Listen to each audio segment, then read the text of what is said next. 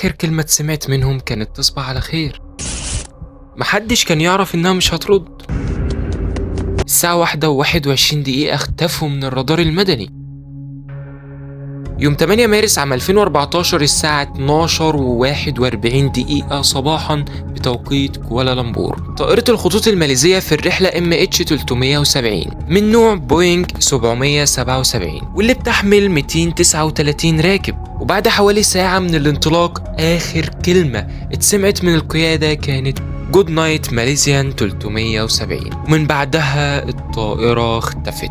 الطائرة اللي بقالها 12 سنة مختفية ومحدش لحد النهاردة عارف مكانها فين. ولكن السؤال هنا مش هي اختفت فين، السؤال الحقيقي ازاي طيارة وزنها 200 طن بتختفي من غير اي اثر ليها. فيلا بينا نعيش رحلة 239 روح ضاعت في الهوا، ورحلة البحث اللي لسه مستمرة لحد النهاردة. فخلينا نرجع للبداية. يوم 8 مارس عام 2014 الساعة 12:41 صباحا الرحلة MH370 أقلعت من مطار كوالالمبور الدولي متجهة إلى بكين. رحلة عادية جدا والمسافة حوالي 4 ساعات ونص. الرحلة كانت ماشية عادي لحد الساعة 1:19 صباحا، لحد ما عدت على برج المراقبة الفيتنامي وألقت التحية وقالت جود نايت. وللأسف كانت دي آخر كلمة اتسجلت من الطائرة الماليزية. بعدها الرادار المدني فقد الإشارة والطائرة اختفت من على الشاشات نهائيا. بس في حاجة غريبة، الرادار العسكري الماليزي لسه شايفها لحد دلوقتي. وأيوة، بعد ما طلعت من حدود ماليزيا ودخلت حدود فيتنام، الرادار العسكري الماليزي لسه شايفها لحد دلوقتي. ساعة كاملة وهي بتغير اتجاهها، بتحيد عن المسار وبترجع تاني زي ما تكون عملية مدبرة. دلوقتي احنا قدام حدثين متوازيين. الحدث الاول، الرادار المدني بالفعل مش شايف اي حاجة والعالم كله بيسأل الطيارة راحت فين. والحدث التاني اللي بيحصل في نفس الوقت ان الرادار العسكري شايفها بالفعل ومسجل كل حاجة.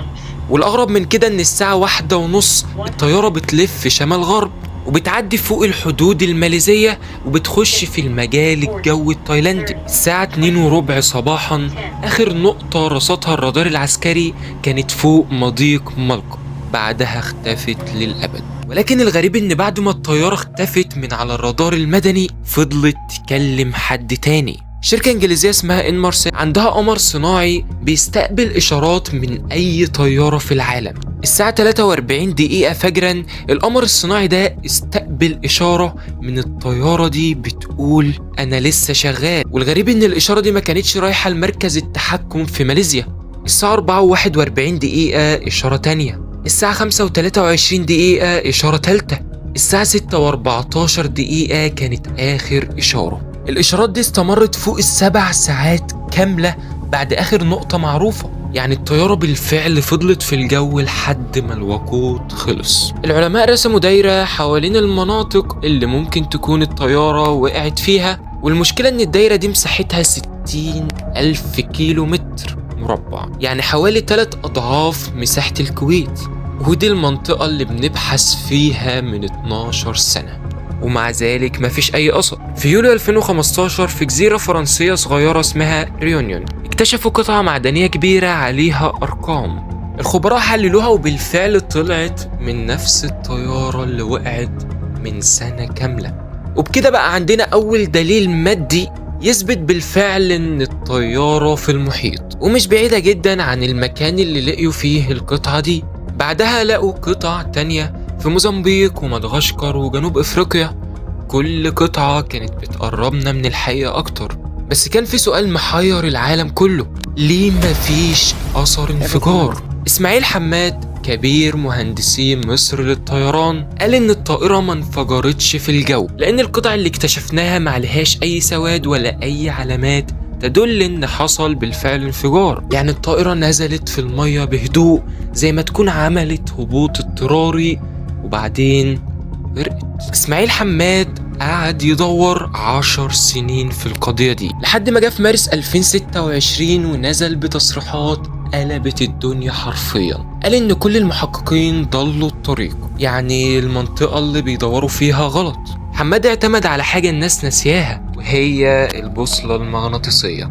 الطيارات دلوقتي بتعتمد على الجي بي اس والاقمار الصناعيه، بس في 2014 الطائره دي كان فيها نظام قديم. النظام ده بيحسب الفرق ما بين الشمال الحقيقي للارض والشمال المغناطيسي. الفرق ده بيتغير حسب المكان، فبالتالي لو حسبت الفرق هتعرف الطيارة كانت فين. حماد حسب ووصل بالفعل لمنطقة معينة قبالة الساحل الغربي لأستراليا، منطقة ضحلة وقريبة من السطح، مكان مناسب جدا يكون فيه حطام طائرة من 12 سنة. ولكن هو حط احتمال تاني برضه مناسب جدا لحالة زي دي، قال ان الطيارة ما كانتش في المحيط اصلا. الطيارة ممكن يكون حد خطفها ونزل بيها في مكان تاني، اماكن مهجورة زي الارخبيل الفلبيني او جزيرة 7641 او اي مدارج مهجورة ممكن تستخبى فيها طيارة. في 2025 العلماء قرروا يدرسوا حاجة ما حدش فكر فيها قبل كده، قرروا يدرسوا الصدف اللي على الحطام. والمشكلة انهم اكتشفوا حاجة غريبة جدا،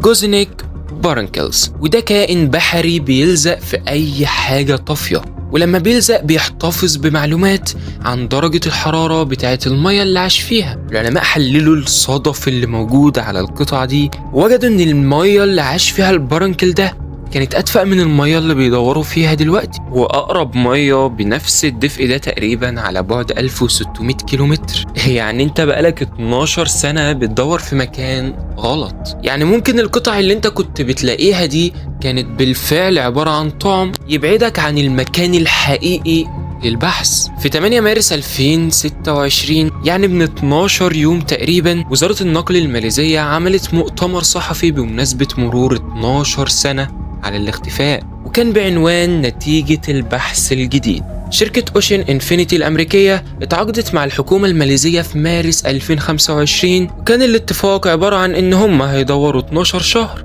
في منطقة 15,000 كيلومتر مربع، والاتفاق كان بينص على إن لو الشركة ما لقيتش حاجة مش هتقبض، بمعنى إن الشركة مش هتاخد 70 مليون دولار غير لما تلاقي الطيارة. الشهر اللي فات الشركة قدمت التقرير بتاعها واللي بيقول تم مسح 7571 كيلومتر من قاع المحيط ولم نعثر على أي شيء. في 8 مارس 2014 239 روح طارت وما رجعتش تاني، فيهم الأطفال وفيهم الشيوخ الكبار، فيهم المهندس اللي كان مسافر عشان يشتغل، وفيهم الطيار المحترف اللي عاش طول عمره في السماء. السؤال دلوقتي مش الطيارة فين، السؤال دلوقتي احنا هنفضل ندور قد ايه؟ في 8 مارس 2026 وزارة النقل الماليزية قالت البحث مستمر، والعائلات قالت احنا هنفضل ندور لحد ما نموت. في الحلقة اللي جاية هنرجع للعد التنازلي تاني، بس النهاردة خلينا نقف دقيقة صمت عشان 239 روح بتدور على حد يلاقيها. فاشترك وفعل الجرس عشان تشوف كل جديد، واشوفكم على خير والسلام.